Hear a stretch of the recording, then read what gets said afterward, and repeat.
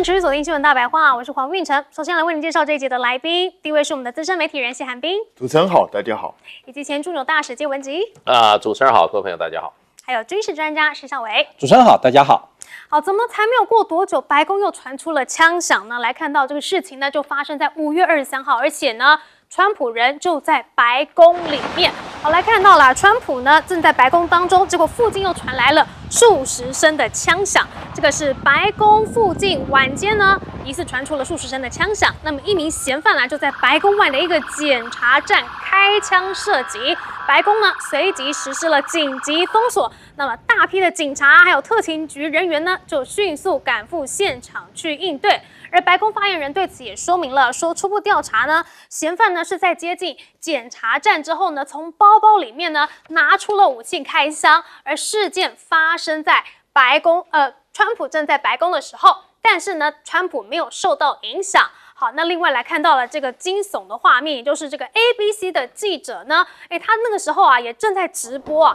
结果直播到一半的时候，听到好几声的枪响，他非常的紧张，赶快低声掩护的画面。好，那这件事情发生了之后呢，也可以看到很多的携带步枪的特勤人员呢，就在北草坪区域移动。那么媒体记者团呢，则是被紧急的带入白宫简报室里面来避难。好，那这名枪手呢，事后发生了什么事情呢？美国特勤局的发言人说呢，初步调查指出呢，这一名男子接近白宫建筑群外围，并且向特勤人员开枪开火。那么特勤人员呢，也随即就拿出了手枪开枪，那还击并且击中了。那么随后这名枪手经过送医之后呢，在当地医院被宣告不治。而且这一起案件呢，其实是有波及到路人的哦。我们来看到这个美国特勤局就说了，说特勤人员呢，在这一次的任务当中呢，都没有受伤，但是交火期间呢，有一名旁观民众不幸遭到子弹击中。好，那这名无辜的伤者伤势是极其的严重，目前呢还在加护病房求生当中。而 FBI 的局长也说 ，FBI 抵达现场协助特勤局去处理事件，那等待取得更多的资讯之后呢，会再向外界更新情况。那么现在这名枪手的身份呢，也被揭发了。网络就传出了这一名嫌疑人的正脸照有外媒体报道说，嫌疑人呢是21岁的纳西尔·贝斯特，他自认是耶稣基督。那 CNN 也报道出了这名枪手贝斯特呢，其实在过去不仅有多次试图要闯入白宫周边，甚至呢也在他的社群媒体上面自称说我是真正的宾拉登，而且也曾经发文透露想要去伤害川普。那么根据执法部门的透露呢，贝斯特过去早就已经被列入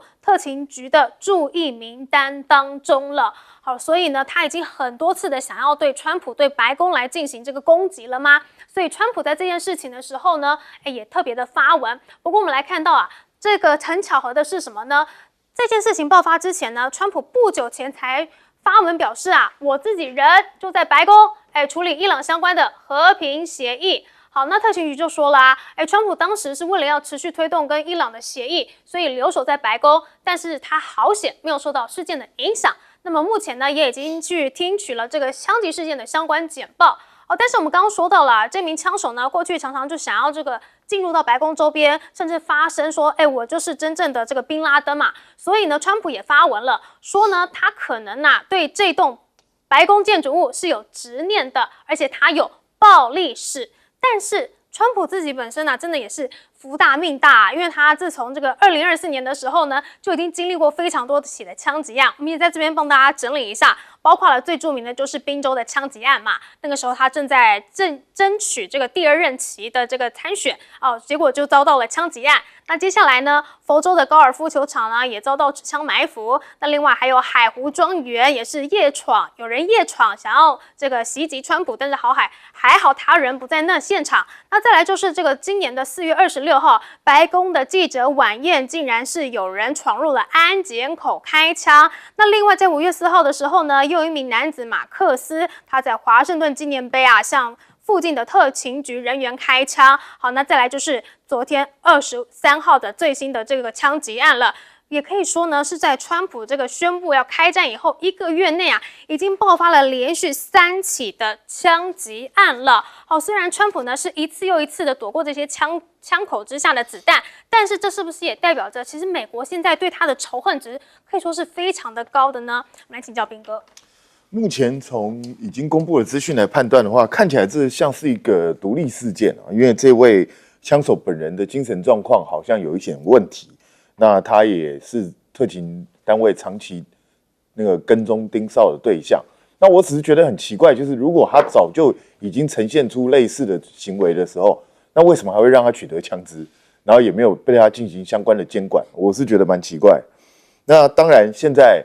他本人被击毙，然后他造成一名这个路人受到重伤，那现在在加护病房急救。那川普本人是没有遭遇到任何状况，因为其实距离还很远，川普大概根本对发生什么事情他都完全没有接触。那只是说，这到底是一个偶发事件，还是一系列有系统针对川普而来的事件？这个恐怕也要再去深究原因，因为目前看起来好像他也不是单纯针对川普，因为他好像就是这个他自己有一些奇怪的一些想法，所以才会进行这样的动作。那但是这个问题的根源还是在于，在美国取得枪支过度容易，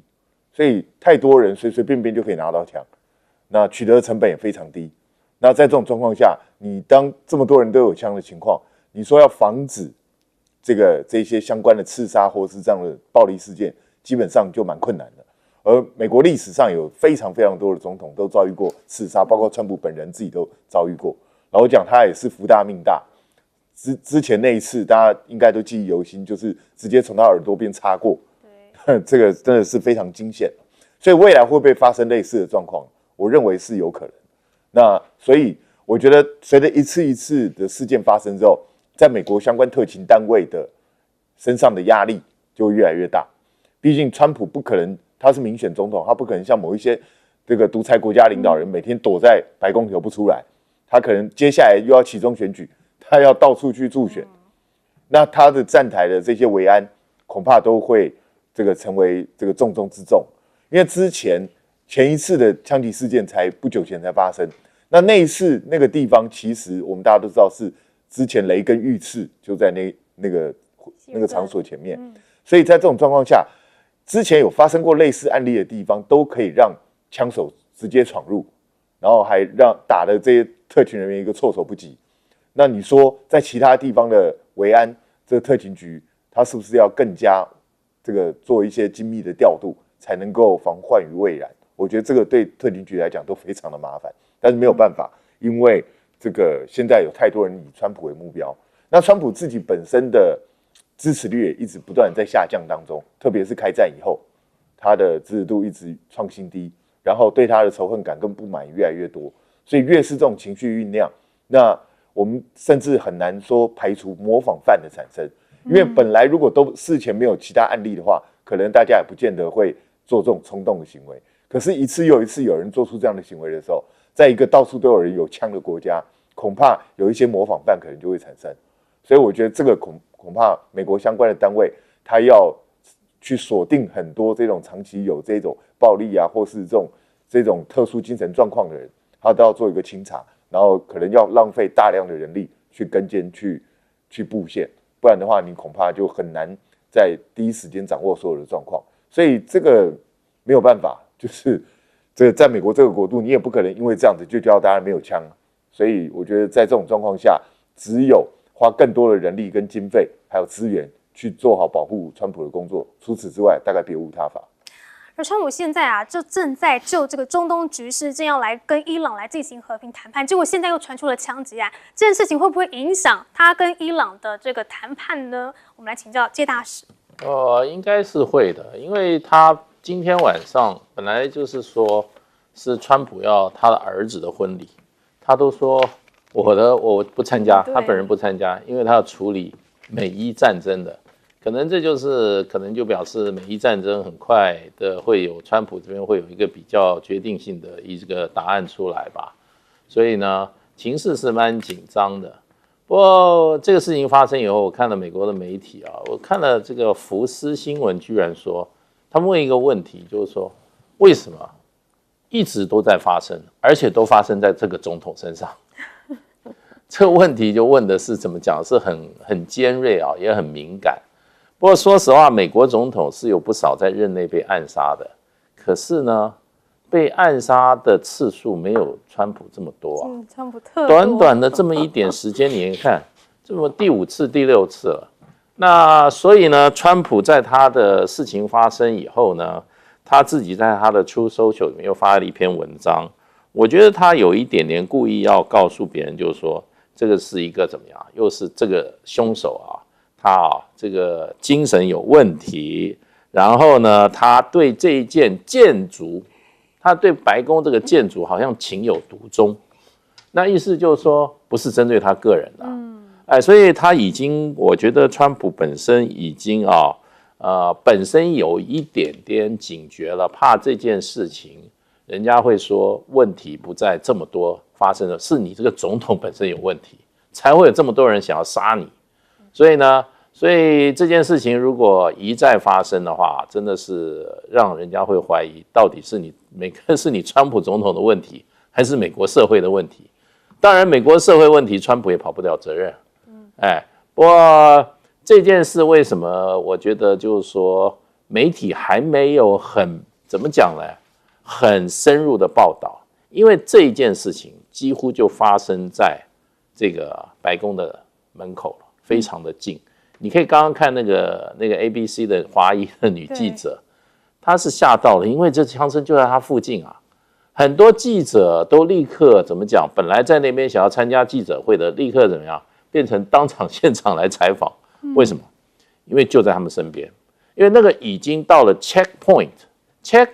就是检查站了，所以这个凶手离这个白宫已经非常的近了，而且他一进就拿出枪就扫射。那我看也有记者就是说在当场就怎么样，在做假期这个采访，就是说听到了20到30声枪响，所以是非常多的交接。然后呢，川普在他的这个 Truth Social 里面，他说这个枪手已经死了，他就没有提到还有一个就是说路人呢被打到了，而且情况非常的危急。那这里面呢就变成就川普呼吁是什么呢？他说这个要加强维安。对，他说这件事情从上一次在这个白宫的新闻记者联谊会的这个晚宴里面到现在一再的发生。他说所以他就说这个显示出要加强这个总统还有呢白宫成为最安全的人跟最安全的事有多么重要。所以呢，那他在后面加上，他说美国的国家安全要求做到这一点。也就是说，白宫跟他的命很重要，所以这个讲法可是呢，川普从来不会说自我检讨啦。不过就变成就是说，其实他把这个社会不断的他的发言太具刺激性了。比如说你打仗的时候，你也不能讲我要把你炸到石器时代，我要把你这些人你杀了人家40几个领袖你还觉得杀得好，要继续杀。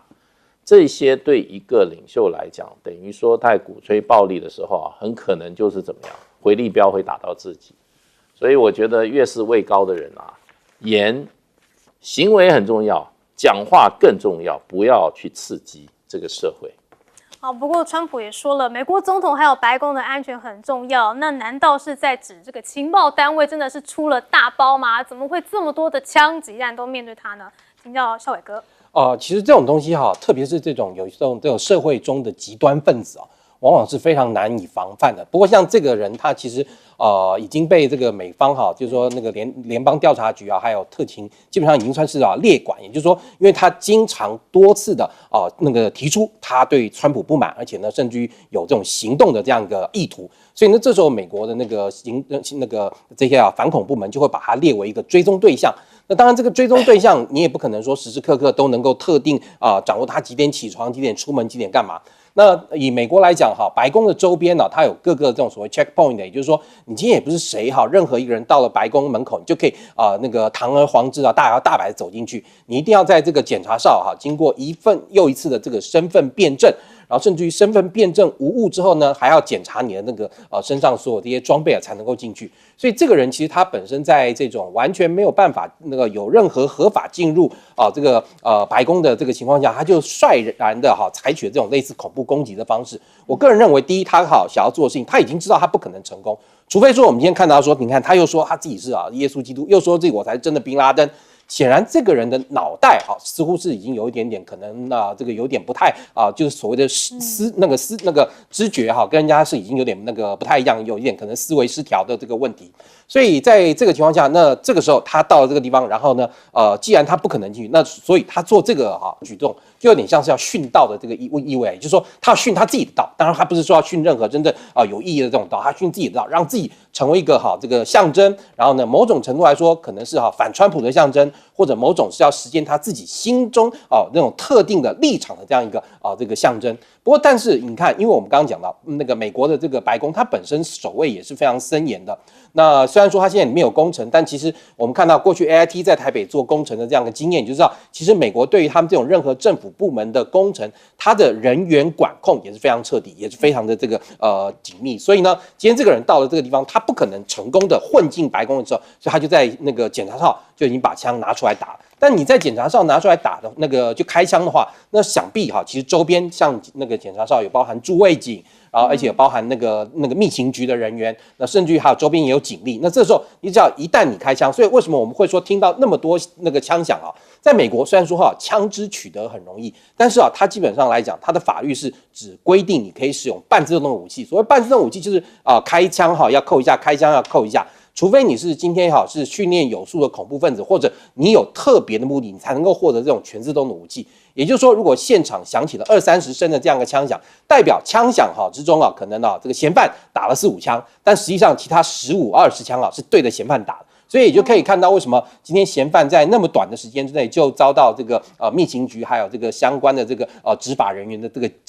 攻击，成为重伤，甚至于还不小心这个误伤了这个附近的这个行人。所以在这个时候你就知道，如果说你在这个场合上出现是蛮危险的一件事情那当然也希望那位伤者能够走出这个状况。不过但整体来说，今天这个人他在这个地方做这个事情，也显示了美国整个在白宫周边的这样一个拱卫是非常牢不可破的。也就是说，今天你任何，除非你用这种大军突击，或者说用一个突击队突击的方式，否则你像是一个这样一个单人这样一个孤狼，想要能够顺利成功的攻进白宫去发挥他自己所要做的事情，难度是非常高的。所以在这种非常时刻也是建议民众就尽量离白宫远一点，别去观光了吧。好，我们休息一下广告之后马上回来。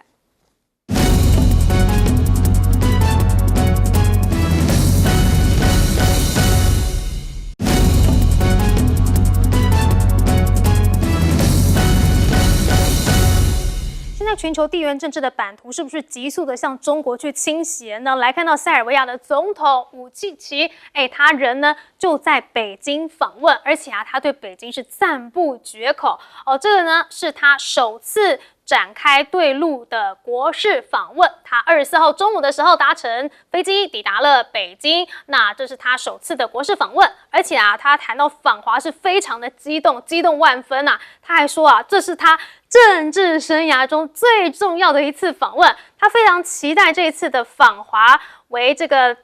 契机筑牢铁杆友谊，拓展互利合作推动新时代中塞命运共同体建设取得更多实际成果，造福两国人民。而且他非常高度的评价中国的发展成就，他认为中国不仅仅是全球经济发展的标杆更是一个遵守国际原则的一个典范。他真的是对中国能够吹捧到的词句通通都用上了，而且他不仅吹捧中国，还当面泼一个欧洲的一个冷水。来看到他之前在法国的时候出席第18届世界政策会议的时候，就直接坦言说欧洲你们在新兴技术啊、人工智慧啊领域的发展啊，进度都不及中国啊。中国比我们更加的勤奋，更加的专注，而且他们斗志扬昂。中国是一个非常负责任的国家，能够带来一个稳定而且极其成功的国家。所以中国这么的好，当然要跟他来合作咯。所以这一次呢，塞尔维亚的工商界啊都非常的期待这个武契奇访华来说呢，会为两国的企业开启一个机遇之门。那我们就知道了，这次的合作项目有多少呢？目前呢，两国预计啊要签署总金额大约是10亿欧元的合作协议。好，那除了这个资金的合作之外呢，武契奇他也透露了，说他自己计划至少要带回30份的一个合作合同啊，所以他要收获满满的回来那可以看到呢，现在中国啊是不是对欧洲呢也是已经长驱直入？那美国是不是就紧张了呢？好，来看到啊，现在啊，卢比欧呢，也首度的访问印度，要来出席4方安全对话会议展现出了华府其实呢也是想要去修复美印关系的态度。那他这一次呢要展开为期4天的访问行程这是他担任现职以来首次访印。那除了跟印度的高层对话之外呢，他也要走访各地，并且出席4方安全对话的外长会议。那美国驻印度的大使也说啊，这次的访问啊，体现出了什么？美印关系不仅仅是建立在强而有力的政策基础之上，也建立在共同价值观之上。而且这一次卢比欧访印的时候，还要转交川普的邀请函卢比欧啊向印度总理莫迪转达了川普的邀请他在不久的将来去访问白宫。那之前两位领导人在新德里举行了广泛会议，其实重点就是讨论了加强印美全面全球战略伙伴关系的问题。好，但是卢比欧这一趟其实是有一些巩固的意味在的，因为呢之前华府跟这个印度才因为关税战的问题闹得不愉快，而且美国跟巴基斯坦往来迅速升温，也可能影响美国跟印度的关系。所以这一趟是不是卢比欧要来修复美印关系呢？好，但是除了刚刚说到的关税战之外呢，之前川普上任就有意去淡化这个印太联盟，也导致于这个4方安全对话日印澳都表示很忧心。而且在中国的印军事实力面前，其实4方的这个会谈呢是更加的重要。我们就来看到呢，中国有哪些的硬实力呢？好，中国的解放军的辽宁舰远海实战演训呢，可以看到歼35华耀起降是完全的没有问题。那军事专家就指出了，从这些演训成果来看歼15T 或者是歼15TD 这些新型的舰载战机能够滑跃起飞那歼35这种中型隐身舰载战机当然也就能咯。那么未来歼35就可以在中国现役3艘航空母舰上面灵活的部署，就可以大幅度的提升中国航母的综合作战能力。好，那除了这个辽宁舰还有舰载机的力量之外呢，来看到中国有个巨型的补给舰也曝光了它可能会是全球最大的一个海军后勤支援舰呢。好，从这个中国船舶集团有限公司21日在社群媒体发布的这个照片可以看到这个背景中的干船屋内呢出现了一艘体型庞大的船体。那军事观察人员就推测了这艘船呢应该是一个辅助支援舰体，用在于为航空母舰战斗群去提供补给。好，所以中国的这个舰载能力呢非常的厉害。那另外来看到美国的部分呢，能不能够跟中国来比呢？现在美媒的军事观察杂志分析就说了，其实解放军预计呢，在2030年就能够成为世界上第1个装备第6代战机的军队。那美军呢，预计要晚10年，要等到2024年才能够部署所以这样子的情况下，美国呢虽然是要来跟这个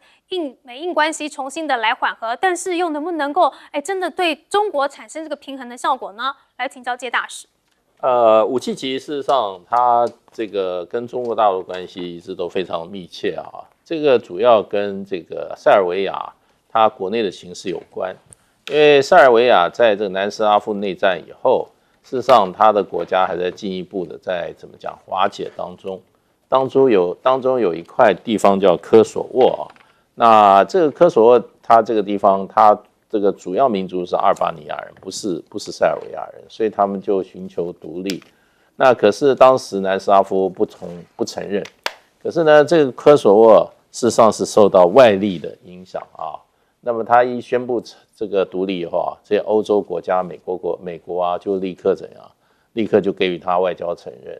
那当然还有世界上还有很多国家觉得这种片面宣布独立的方式啊，并不符合国际法。那所以很多国家还是不支持。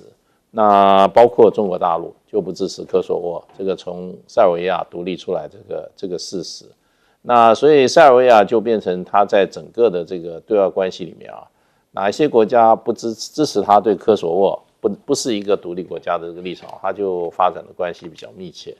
那当然，科索沃它这个在冷战结束以后，南斯拉夫内战结束以后，它最主要想要成为欧盟的成员，可是就因为科索沃的问题啊，所以呢，这个南斯拉夫加入欧盟的进程哈也非常非常的困难。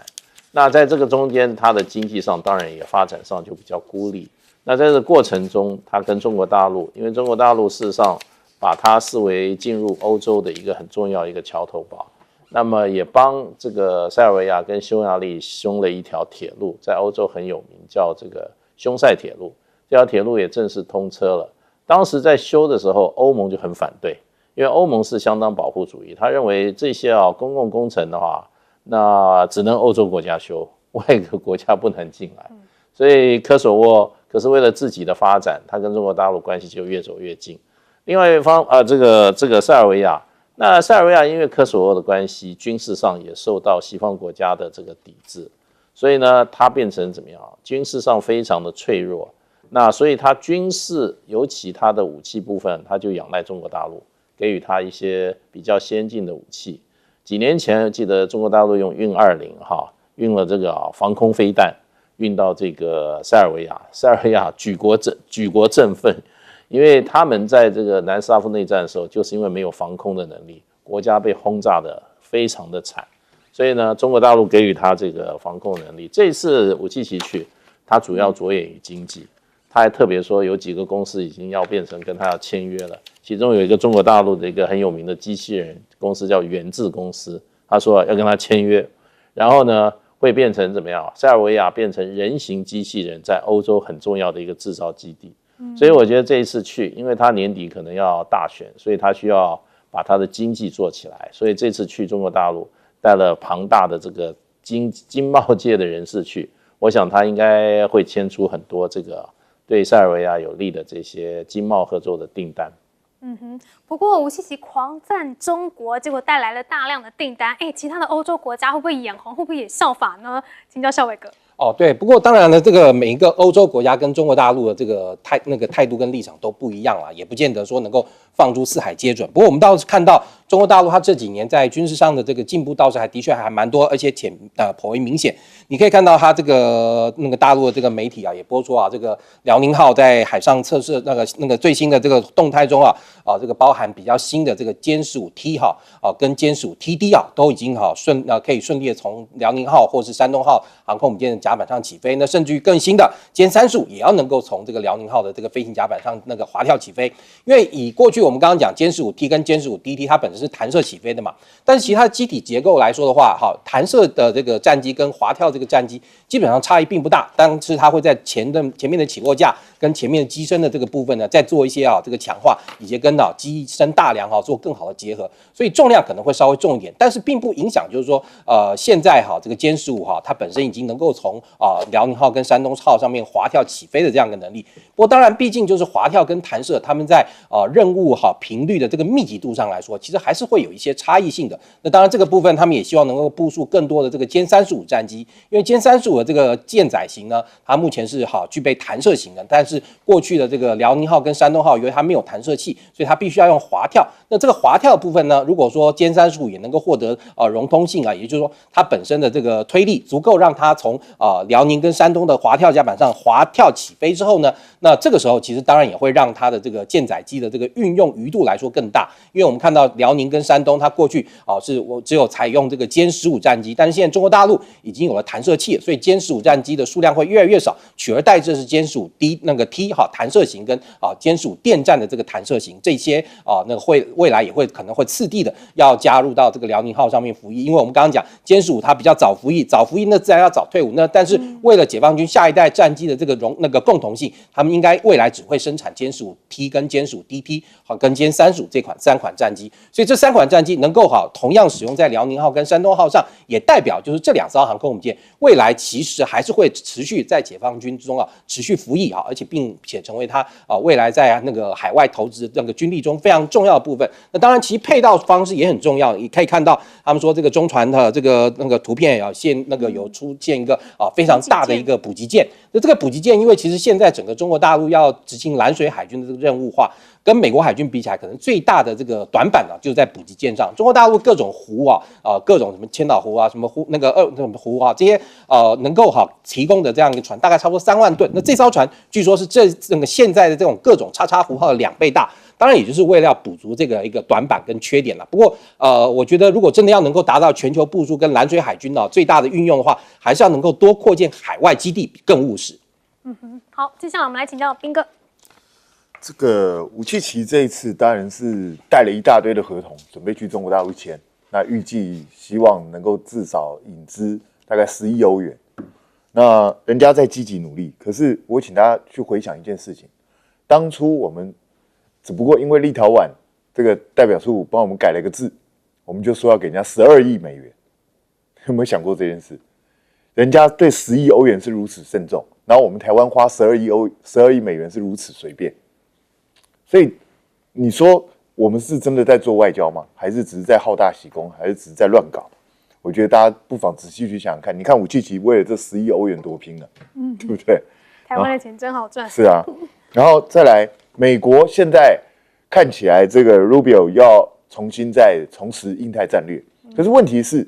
川普真的有心想要搞印太战略吗？印太战略其实是川普第一任的时候提出来，然后后来拜登延续。那一直在推动这个跟印度跟多边的合作，希望大家共同来围堵中国大陆的发展。可是印度其实不管是川普或拜登时期，对印太战略都是若即若离，好像有的时候他很积极，可是有的时候要他真正负担责任的时候，他就闪一边去。那现在美国因为川普第2任上来就搞关税战之后，跟印度关系其实搞得很坏。那现在 Rubio 要重新修复这个关系，但就算真的修复了，让2国之间的关系和缓，印度真的愿意重回印太战略吗？我其实是非常怀疑这一点，因为这个川普为什么第2任并不很积极的推印太战略？因为他要的是美国优先，所有的事情都要以美国利益为准。可是抱歉，莫迪其实也是这样想，莫迪什么东西也是要印度优先。所以当2个国家都想着自己彼此才是要优先的时候，那这2个国家到底要怎么合作呢？我看这一次印太战略恐怕还是建不起来。好，所以相较塞尔维亚铁杆挺中，美印关系反而是各怀鬼胎，这2边要如何抗衡呢？我们休息一下，广告中马上回来。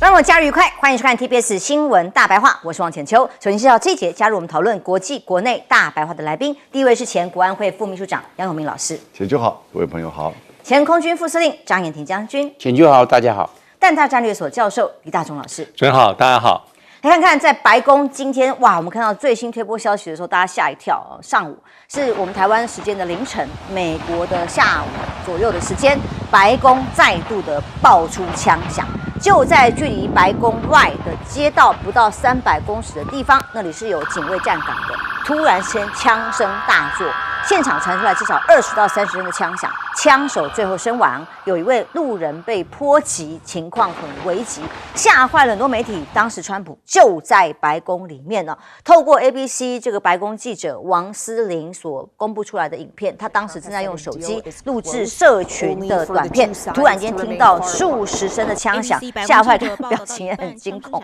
真的是吓死了，他立刻趴地。同时呢，当地的维安人员就立刻要求这些记者进到白宫内部的新闻简报室，就地寻找掩护，然后暂时还控制现场不准进出。那事后分享这些画面，特勤人员还有那个大喊趴下的这样的声音。白宫到底是谁呢？安检少血战呢？是这个人号称是上帝兼宾拉登吗？这个男子是21岁的贝斯特，多次企图要闯入白宫，而且在个人社群自称是真正的宾拉登，那不断的发表过要伤害川普的言论。去年6月就曾经在白宫的车道堵住通道，自称上帝。那后来被送往华盛顿精神医学院呢，去进行精神评估，就放出来了。7月再次要闯入白宫，这一次是直接攻击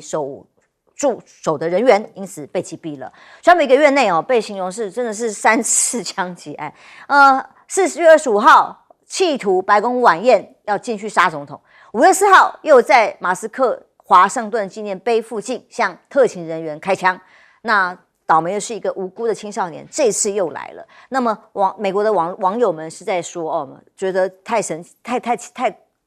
肃杀了吗？太对立了吗？说历史上从来没有任何一位总统像川普一样连续遭到如此多的暗杀，从他竞选期间一直到现在。那么就民主党的反对他的人当然是认为是不是明显的假旗行动，为了要白宫宴会厅他们形容叫舞厅安保项目10亿美元被国会给挡下来了。他们说要找正当理由，果然没有多久，川普发表声明，他说这个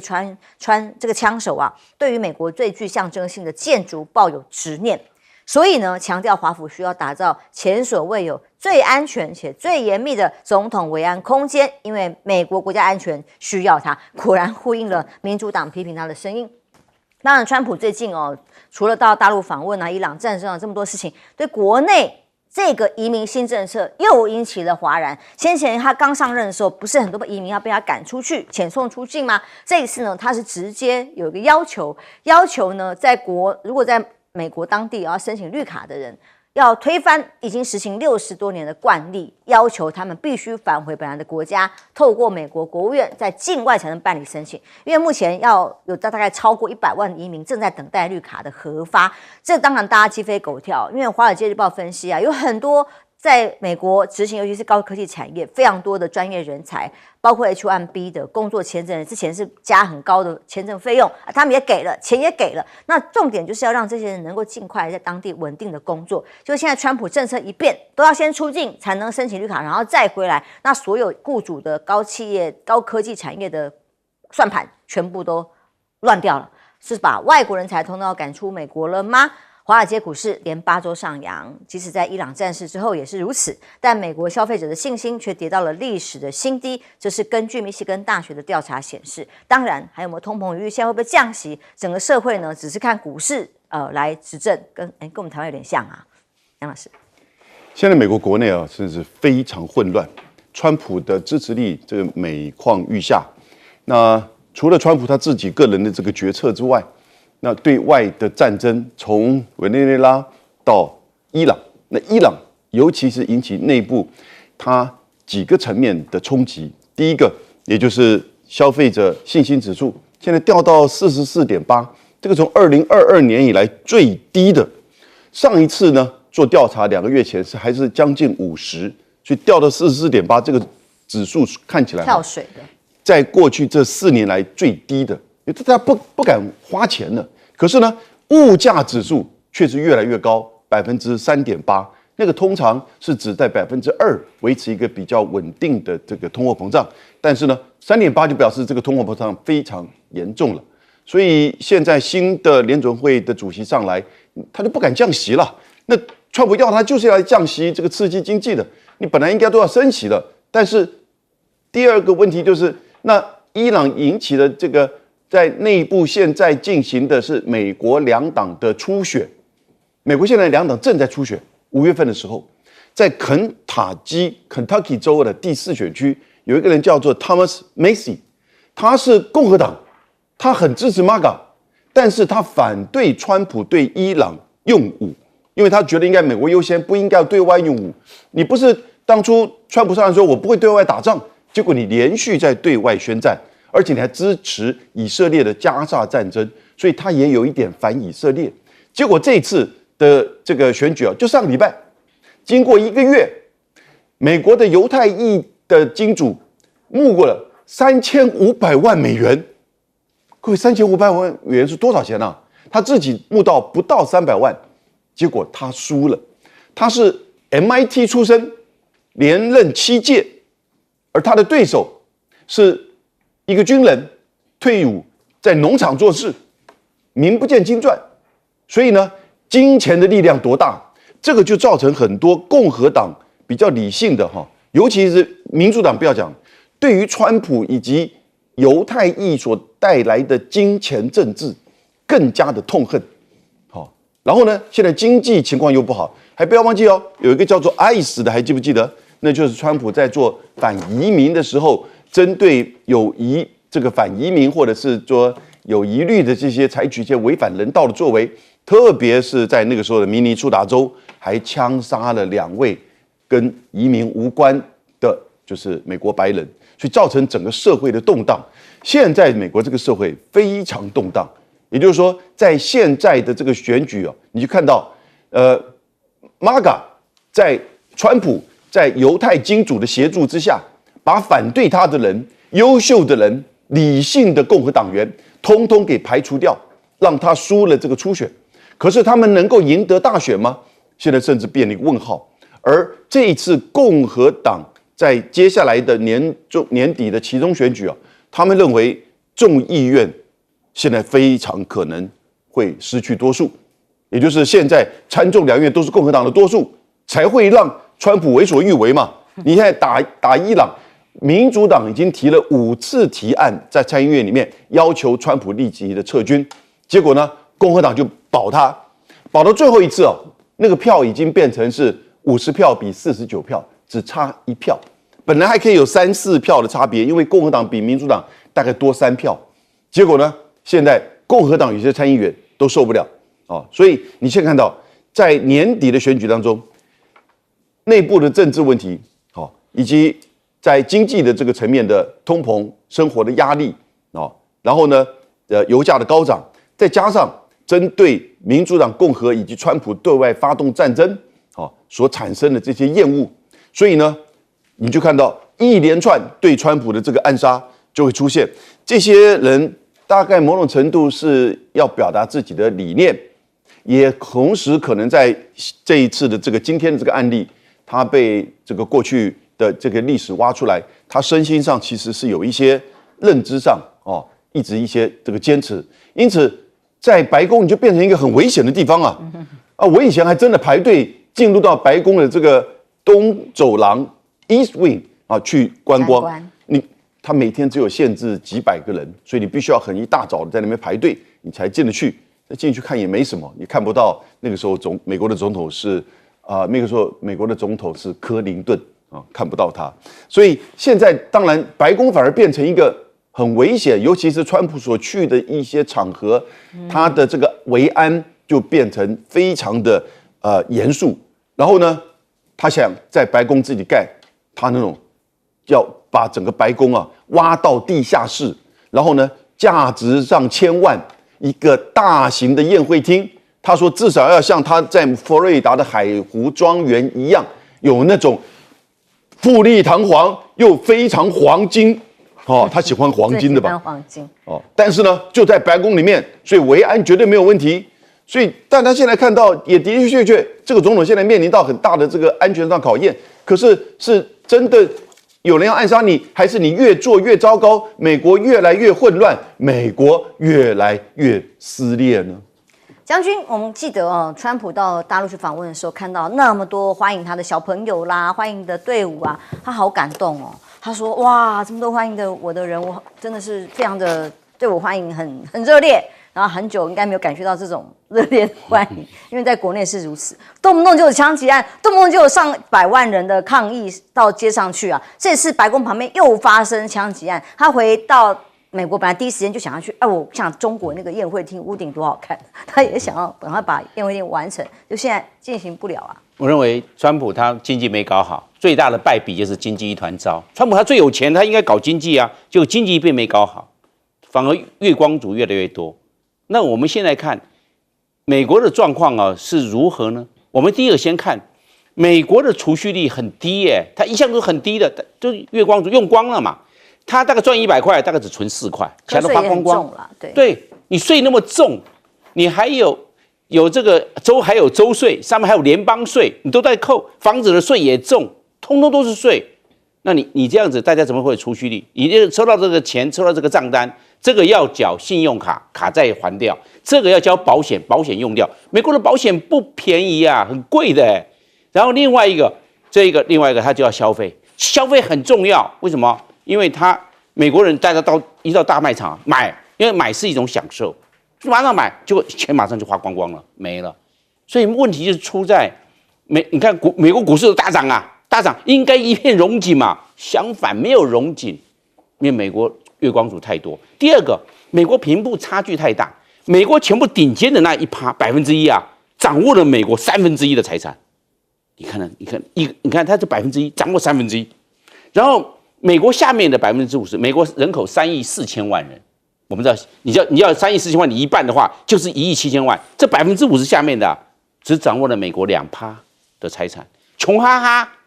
美国那么多人穷哈哈，一半的人他只掌握美国财产2%，你看看他多穷，有钱的人很有钱，他1%就给你拿到了1/3，穷的人穷光蛋，你说他怎么活下去？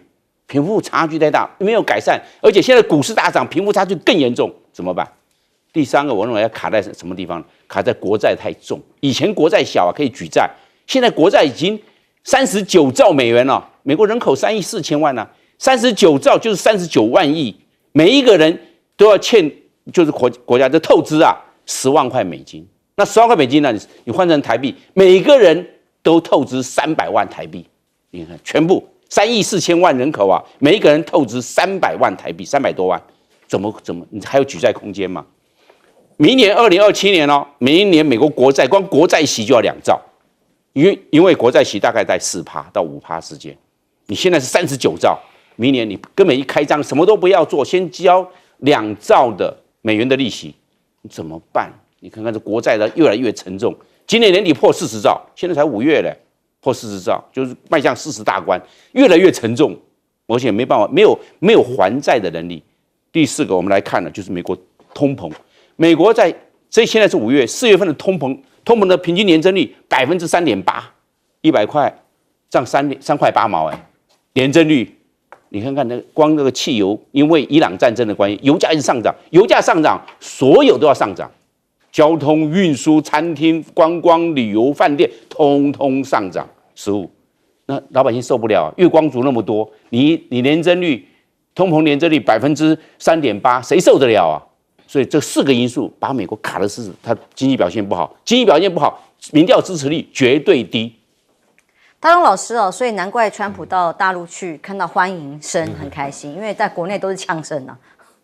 对，因为就像刚才将军所提到，我们也非常好奇，为什么好像在这几年，这种行刺美国总统企图的这种枪杀未遂的，或是有这种阴谋的比例会这么高？因为川普到现在才就任1年多，那跟他有关的枪击事件其实好几起。怎么好久了？感觉才1年多。对，才1年多，他是去年1月20号才就任，那现在才5月多，他任期还有整整的2年半以上。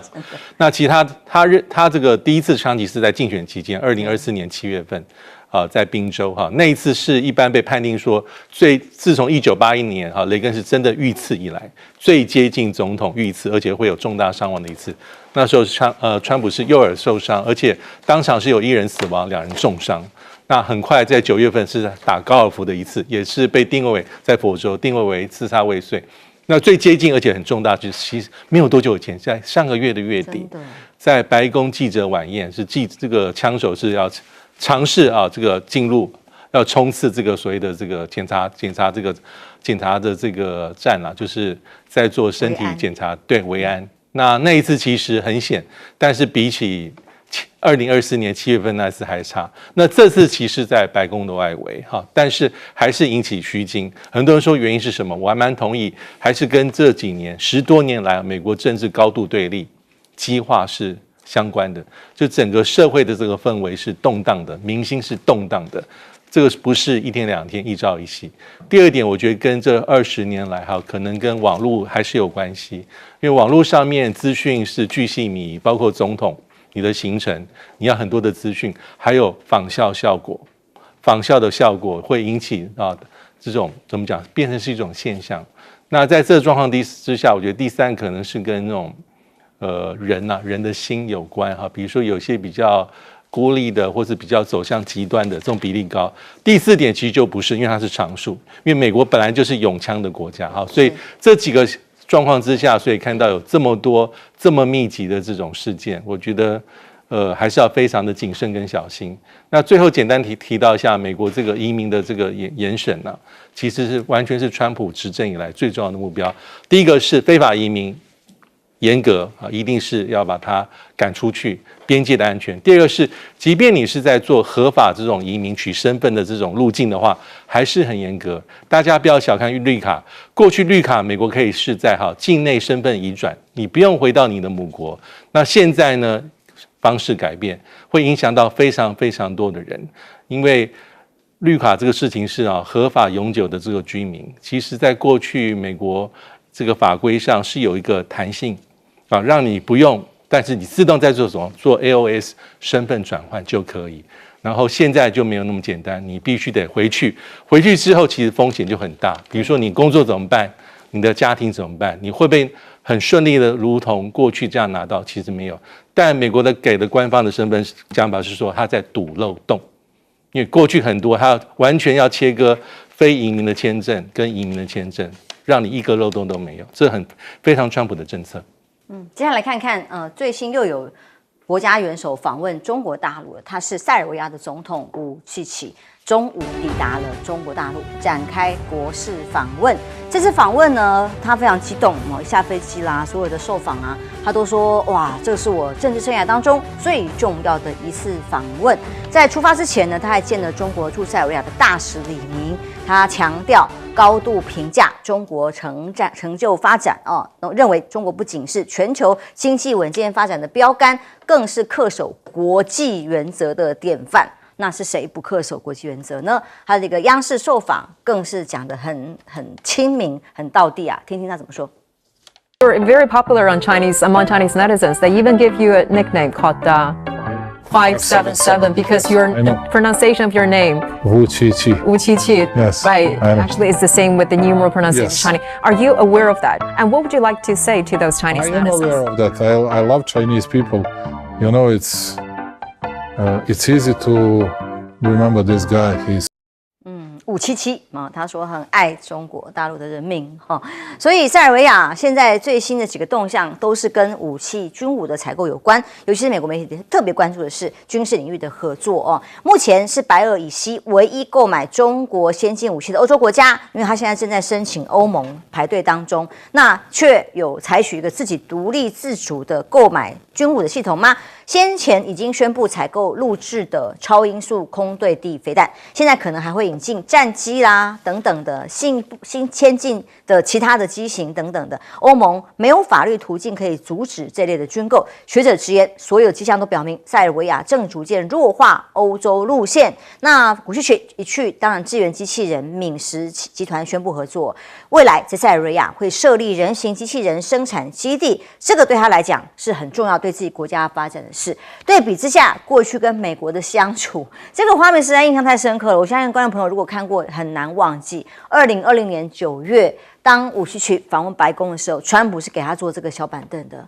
对比之下，哇，川普威风凛凛坐在座位上，却让来访的国家元首，人家的国家坐在小板凳上，好像在听训话一样。那对比于此，难怪他说到中国大陆去是觉得是人生生涯当中最重要的访问，人家是铺红地毯，热烈欢迎。而到了白宫，美国是这样对待自己的盟友的。所以，另外再看看印度的这个区域地缘关系啊。美国国务卿 Rubio 到了印度展开4天的访问，说要修复因为关税不止啦，还有之前川普讲话不开心的这种阴影。那最新呢要做什么修复呢？就针对美国处理印太地区事务的基石，说要体现现在4方安全对话的机制。还有双边的层面，就是说要把印度这个盟友拉回来，以至于 Rubio 出席的时候也一样哦，好像有那个川普的夸饰法的形容词也在他身上出现。听听他的谈话。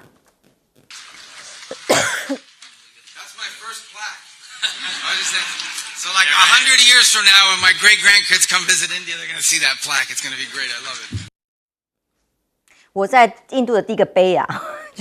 就是哇，这跟印度的友谊非常的好。那未来就算他的曾孙子100年后来看这个地方，还会看到这个纪念碑，非常的光荣跟骄傲。印度国防部长说，印度也不是只是要买武器而已，我们是有潜力，未来25到30年之内成为全球主要的国防装备出口国，还要卖武器给其他国家。他断言，拥有强大的本土国防能力的国家掌握着自己的命运，因为他也都赢嘛了，不管怎么打都赢嘛所以中国国防部含有确认的潜艇出口，是交付给巴基斯坦他的对手最新可搭载核弹头的潜舰。那印度同装备是2032年之后才会到位。那中国国防部的发言人还特别亲自出面去确认交付这个麒麟级的常规潜舰。所以当前印度海军水下舰队的主力都没有配备这个 AIP 系统。印度推进的所有的专案跟系统里头呢，相比之下，真的有办法是像印度国防部长讲的这么强大呢，还是面临至少6年的真空期，被外界正在检验当中？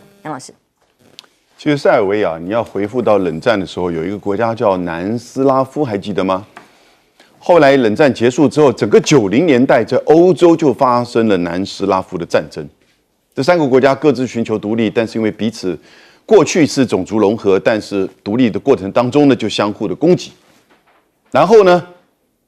在1999年的时候发生科索沃战争，那就是塞尔维亚对科索沃的这个掌控。发生战争的之后，北约就开始在轰炸塞尔维亚，大概轰炸了有将近70多天。那这个是造成现在塞尔维亚跟北约之间的紧张关系，所以它不是北约的国家。那这个过程当中，1999年的5月7号，美国还轰炸了中国驻南斯拉夫的大使馆，这个事件还记得吗？所以从那个时候开始中国大陆跟塞尔维亚的在军事上、经济上的关系，当然就是很特殊的，一直到现在。那尤其是在这一段过程当中，你看我刚刚讲1999年科索沃战争，到现在27年的期间，过程当中，中国大陆推动的一带一路，塞尔维亚是在东欧地区最主要的国家，另外一个就是匈牙利。然后呢，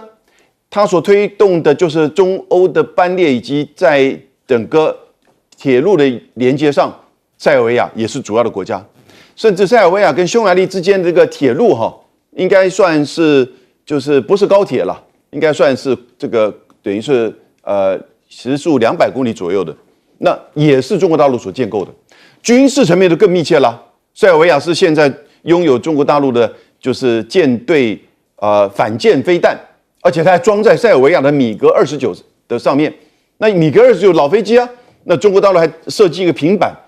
飞行员可以直接操控平板，然后使用挂在米格29遏制飞机的中国的反舰飞弹。同时，它也运用了新的就是这个反飞弹的防卫体系，这也是中国大陆的。这一次武器集来虽然是国事访问，而且他在他的塞尔维亚的首都，其实也发生了一些示威抗议事件，有数万人的反对，因为他毕竟做了总统做了10年，2017年到现在，这个国家人口大概是台湾的1/3，然后呢，他们的人均 GDP 也是我们台湾的1/3在这个地方其实并不容易。那但是呢，他现在据说他想要来跟中国大陆买那个歼35的外销版，它叫 AVIC 哦。不过这个我们看看这次会不会有怎么样的成功。所以这个国家在整个东欧的地区哈，其实地方地位很特殊。过去呢，它跟中国大陆在安全上很密切，到现在呢是经济上是获其利，从匈牙利到塞尔维亚都是中国大陆投资的这个重点。我们讲到印度哈，其实印度这一段期间呢，对美国是很复杂的，甚至有很多的印度学者在主张说，开始要走战略自主，就不要太亲美了。为什么？你可以看到，虽然去年美国川普对全球的贸易战，全球包含中国、包含印度，可是到了10月的时候呢，一下子就整个改变，因为中国大陆提出了杀手锏，就是稀土的管制，所以整个对中国大陆的关税就降到20%。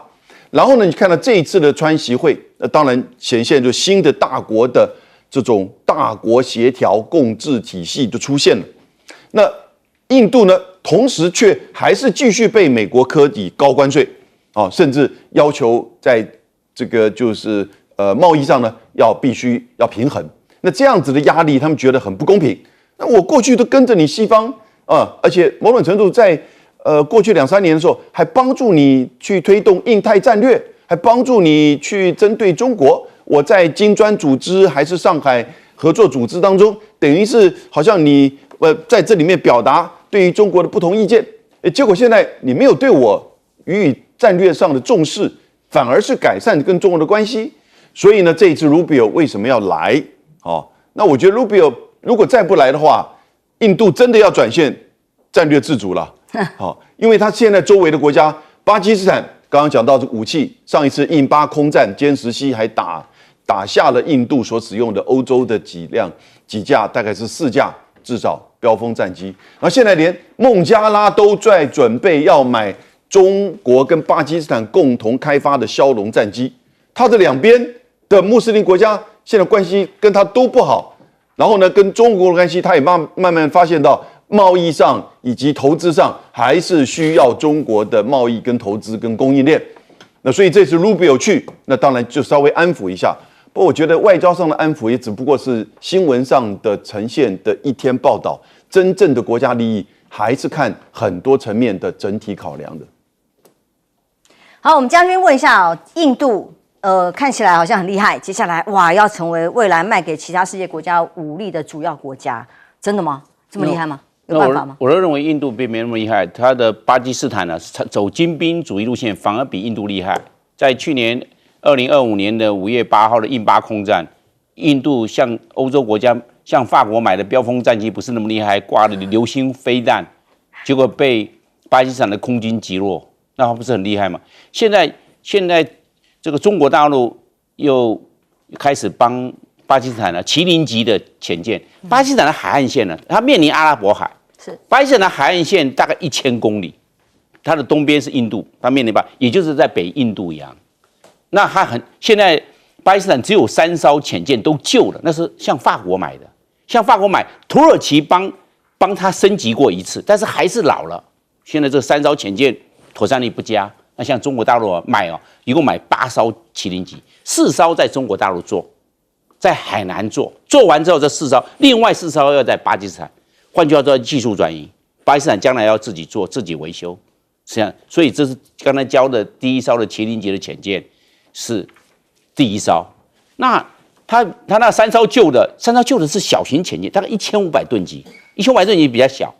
那他这次做的，中国大陆帮他做的是麒麟级，麒麟级大概2800公吨，比较大，而且有6个鱼雷发射管，可以打6个鱼雷出去，换下战力是增强了，而且可以打浅色的反舰飞弹。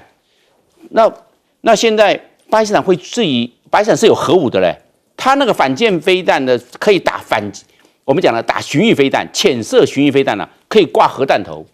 所以它躲在下面了。它这个虽然是传统动力的我们传统动力的攻击潜舰，但是它传统动力的它也可以挂这个核武的巡弋飞弹呢。那躲在水下谁知道？而且它在水下的时候可以到达水深300公尺，沉到够深了，让你很难抓得到，抓不到，太深了，300公尺的很深呢，你不会好抓到它，因为它又是绝气推进系统，他可以潜在，因为他不用，他自己就里面可以发电，崛气嘛，就不用起来呼吸发电了，它可以潜在发电，它可以潜在水下，不要浮上来啊，可以躲20天，哇，都不用上来，你根本没办法。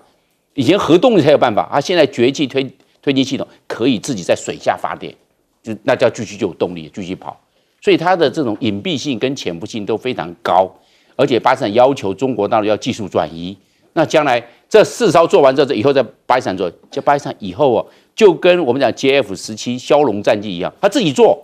为什么？他技术成熟了，转过来了，所以巴基斯坦的